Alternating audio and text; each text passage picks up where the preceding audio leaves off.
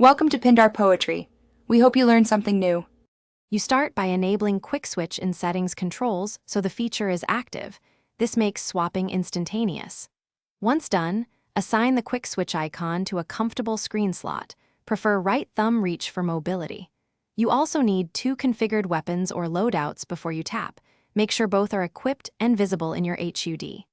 Now tap the Quick Switch button once to register the secondary item. That first actionable tap primes the system for instant swaps during play. You're in the fight. Tap Quick Switch for an immediate swap to the secondary weapon so you don't miss a beat.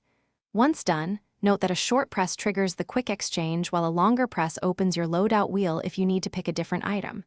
Make sure to pair the tap with movement, slide, or sprint so you remain hard to hit. This is why you assign Quick Switch within reach.